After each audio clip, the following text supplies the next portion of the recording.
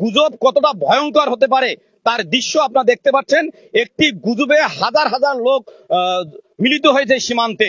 কে বা কাহারা গুজব ছড়িয়েছে যে ভারতে কাঁটাতারের বেড়া খুলে দিয়েছে, বাংলাদেশে যে হিন্দু হিন্দু সম্প্রদায়ের লোকজন আছে তারা ভারতে চলে যাচ্ছে, এমন গুজবে কিন্তু এই সীমান্ত এলাকায় হাজার হাজার বিভিন্ন ধর্মের, শুধু হিন্দু ধর্মের নয়, বিভিন্ন ধর্মের লোকজন এসে মিলিত হয়েছে, এসে দেখেছে এ ধরনের কোনো ঘটনাই ঘটেনি। পুরো একটি গুজব। আমরা দেখছি যে এখানকার যে লোকজন আছে তাদেরকে এই বাংলাদেশের যে পরিস্থিতি ঘোলাটে করার জন্য কে বা কারা এই গুজবের সঙ্গে জড়িত। প্রিয় দর্শক, আপনাদেরকে জানিয়ে রাখি যে কয়েকদিন আগে দেশের রাজনৈতিক প্রেক্ষাপট পরিবর্তন হয়েছে। গতকাল একটি সরকার গঠন হয়েছে। দেশের আইন শৃঙ্খলা পরিস্থিতি তখন ধীরে ধীরে স্বাভাবিক হয়ে আসছে। ঠিক সেই মুহূর্তে লালমনিরহাটের হাতীবান্ধা উপজেলার গোতামারি ইউনিয়নের উত্তর গোতামারি এলাকায় গুজব ছড়ানো হয়েছে যে হিন্দু সম্প্রদায়ের লোকজনের উপর নির্যাতন হচ্ছে। হিন্দু সম্প্রদায়ের লোকজন, ভারতীয় বিএসএফ এর বা ভারতীয় নেতারা হিন্দু সম্প্রদায়ের লোকজনের সঙ্গে কথা বলবেন, তারা কাঁটাতারের বেড়ার কাছে আছে, হিন্দু সম্প্রদায়ের লোকজনকে ডাকছেন। কিন্তু আমরা এসে দেখছি এ ধরনের কোনো ঘটনাই ঘটেনি। আমরা কয়েকজনের সঙ্গে কথা বলেছি, তারা বলছে যে আমিও শুনলাম, শুনে এসেছি। বরঞ্চ আপনাদেরকে একটি কথা বলে রাখি, যদি কেউ দেশ ত্যাগ করে অন্তত তার সঙ্গে তার স্ত্রী, সন্তান, তার জিনিসপত্র, টাকা পয়সা, স্বর্ণ এসব নিয়ে তো দেশ ত্যাগ করবে। কিন্তু সবাই এসেছে লোক মুখে শুনে খালি হাতে। তাহলে এটি আদৌ ঘটনা সত্য না গুজব? আমরা এখানে দেখছি যে গোতামারি ইউনিয়ন পরিষদের সাবেক চেয়ারম্যান এখানে আছেন। আমরা তার সঙ্গে একটু কথা বলবো এবং তার সঙ্গে জানার চেষ্টা করবো। উপজেলা জাতীয় পার্টির সভাপতি সাবেক চেয়ারম্যান আবুল কাশেম মিয়া, তার সঙ্গে একটু কথা বলবো। আমিও দেখছি আপনিও আসছেন, এই যে আপনিও কি ভারত যাবেন নাকি? না, আমরা বিসমিল্লাহির রহমানির রহিম। আসলে এটা অতর্কিত ঘটনা, আমরা খুব দুঃখিত। আমরা গত 4 রাত থেকে আমরা আসলে প্রতিটা এলাকা এলাকা সারা রাত পাহারা দিয়ে আছি। আমাদের এইরকম কোনো ঘটনা আমাদের মধ্যে নাই। আমাদের সংখ্যালঘু সম্প্রদায় বা সংখ্যাগরিষ্ঠ সম্প্রদায় যারা আছেন এখন সবাই আমরা মিলেমিশে ভাই ভাই হিসেবে আমরা চলছি। কিন্তু হঠাৎ করে গতকালকে একটা ফেসবুকে স্ট্যাটাস দেখলাম যে আপনারা সবাই আসেন সীমান্তে, এখানে মিটিং হবে, এইরকম একটা দেখলাম আমি। তা আমরা কয়েকজন মিলে, আমাদের আরো অনেক ভাই ছিল, মঞ্জু মিয়া ছিল, যে এটা কেমন ঘটনাটা কে ছাড়লো। তা এইটা আজকে আসলে প্রমাণ হলো যে এখানে আমরা বিভিন্ন ইউনিয়ন থেকে আমরা বেশি করে দেখছি, আমি চামটা, টংভাঙ্গা, এই বিভিন্ন ইউনিয়ন থেকে শুধু খালি হাতে এই লোকজন আসছে সীমান্তে মিটিং করার জন্য। কি এটা আসলে উদ্দেশ্য? কিন্তু আমাদের স্থানীয় লোকের আগে বহিরাগত লোকজন আসছে, সব বহিরাগত লোকজন, আমাদের স্থানীয় লোক তখন বোঝে নাই। আমরা পরে শোনার পর দ্রুত চলে আসলাম এখানে বোঝানোর জন্য।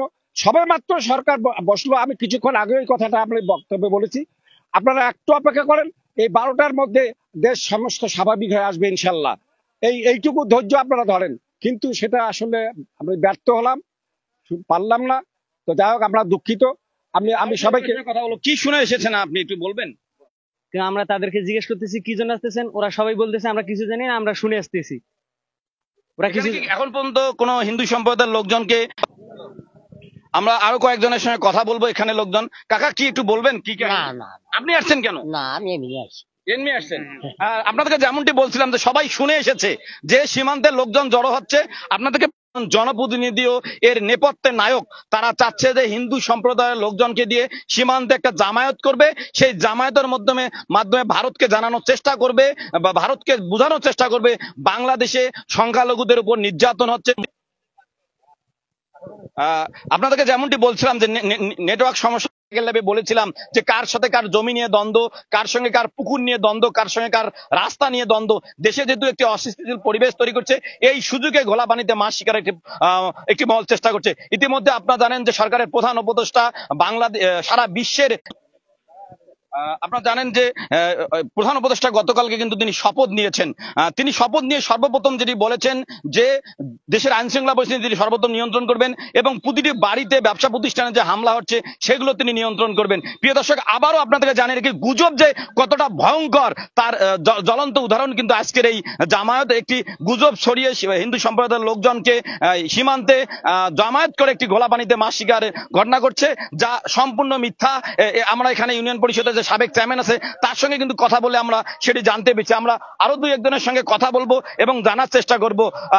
আপনি কোথায় থেকে এসেছেন? আমি চাপাড়ার থেকে। কি শুনছেন এখানে বলেন তো? এখানে শুনছি যে ভারত বাংলাদেশ একটা মিটিং হবে, এই কথা আমি আর কি শুনছি। এই গুজবটা কে ছড়িয়েছে? সেটা তো আমি যাই মানুষের মুখে শুনে আসলাম। আচ্ছা, এখানে যদি হিন্দু সম্প্রদায়ের লোকজন যায় তাহলে তো ইয়া নিয়ে যাওয়ার কথা, এখানে কি এই ধরনের আপনার এলাকায় কোনো নির্যাতন, হিন্দু সম্প্রদায় হামলার কোনো ঘটনা ঘটছে? না না বাবা, আমার এখানে কোনো না। এখানে আমরা একজন হিন্দু সম্প্রদায়ের লোকজনের কথা বললাম, তিনি কিন্তু কালীগঞ্জ থেকেছে, সম্পূর্ণভাবে গুজব ছড়িয়ে ঘোলা পানিতে মাছ শিকার চেষ্টা করছে, বিজেপি সর্বোচ্চ চেষ্টা করছে। তাই এই স্থানীয় আমরা ইউনিয়ন পরিষদের চেয়ারম্যানের সঙ্গে কথা বললাম, যিনি সম্পূর্ণ একটি গুজব, কে বা কারা এই গুজবটি ছড়িয়ে ঘোলা পানিতে মাছ শিকারের চেষ্টা করছে, হিন্দু সম্প্রদায়ের লোকজনকে জামায়াত করছে, কিন্তু এই ধরনের কোনো মিটিং এর কোনো ঘটনাই ঘটেনি। প্রিয় দর্শক, এই ছিল সীমান্তের হিন্দু সম্প্রদায় জামায়াতের সর্বশেষ খবর। আসাদুজ্জামান সাজু, এল নিউজ অনলাইন, লালমনিরহাট।